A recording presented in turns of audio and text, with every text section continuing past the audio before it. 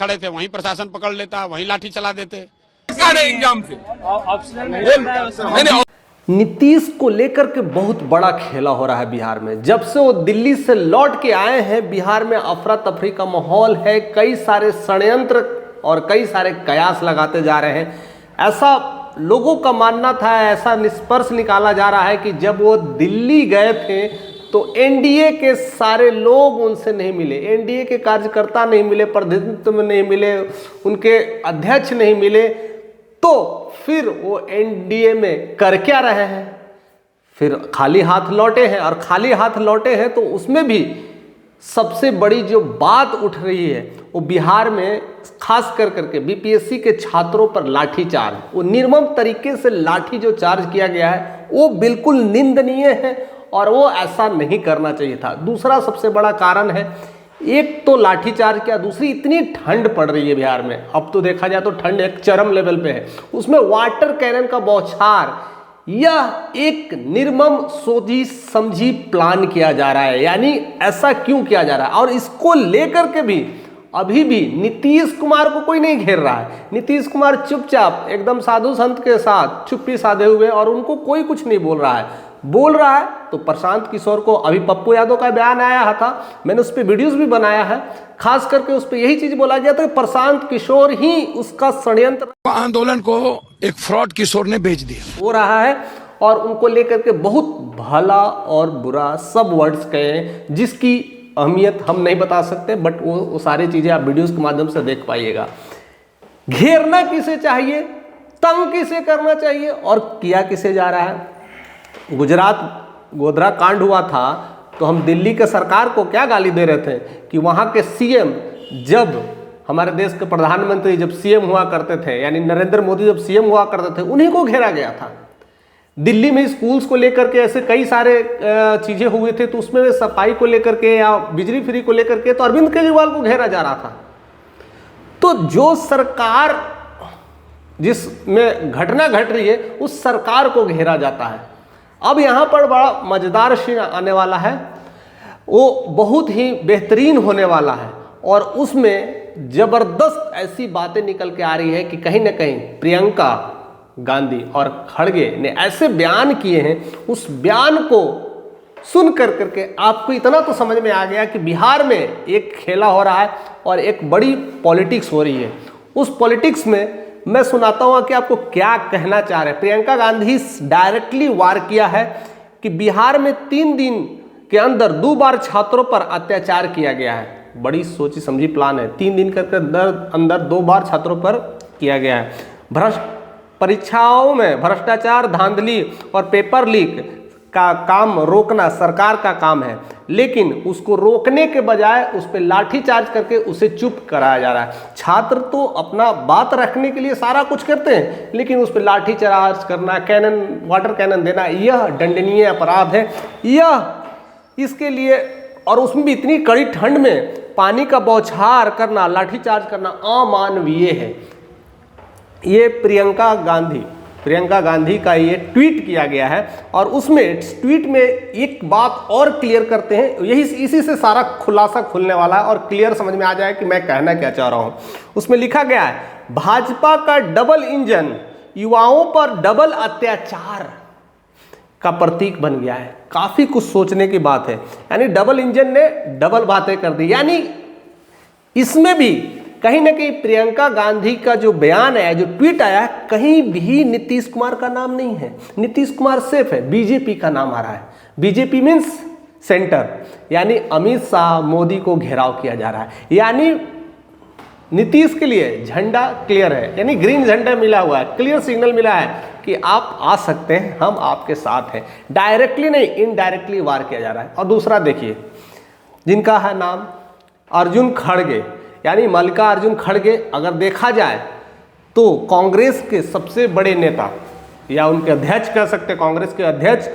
और अगर बात की जाए तो सबसे ज़्यादा दलित और महादलित के दुनिया, अगर भारत की हम बात करें तो भारत में सबसे बड़े नेता अगर कोई है दलित और महादलित के तो मल्लिकार्जुन खड़गे जी हैं, और दलितों के लिए वो सारी बातें करते हैं। उन्होंने भी अपनी ट्वीट से यह मंशा क्लियर कर दी है कि कि नीतीश भाई घबराइए नहीं, हम आपके साथ हैं। वो क्या कहते हैं, कहते हैं बीपीएससी अभ्यर्थियों पर बिहार में एनडीए सरकार द्वारा बर्बरतापूर्वक लाठीचार्ज किया गया है। युवाओं पर तानाशाही डंडा चलाने का मनोबल उनको तोड़ने का काम किया गया है। अब देखिए मामला यहां से शुरू होता है, ये सब सारी बातें हैं, असली खेल मैं समझा रहा हूं।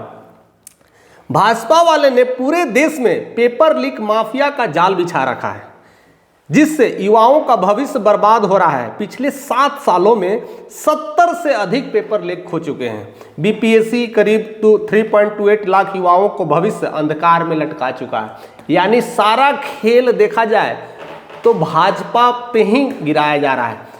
यही मैं शुरू से मैं बात करने वाला हूं कि अगर जिस राज्य में जहां पर भी जो घटनाएं होती है उसका जिम्मेदार सिर्फ और सिर्फ ठहराया जाता है तो मुख्यमंत्री को ठहराया जाता है।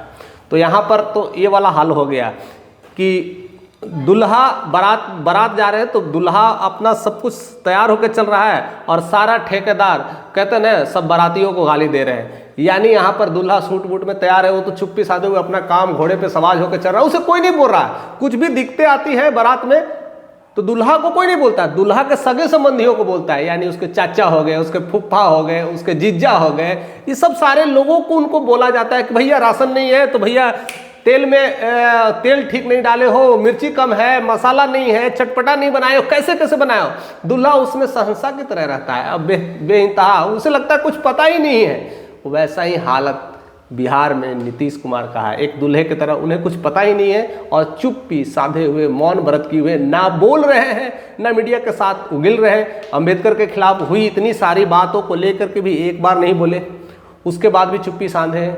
कई ऐसे ऐसे मुद्दों पर चुप्पी साधे हुए। अभी जस्ट वो अभी आए हुए दिल्ली से पटना, वहाँ पर भी कुछ नहीं बोल रहे हैं, उनसे ना मिलने का भी दुख होगा।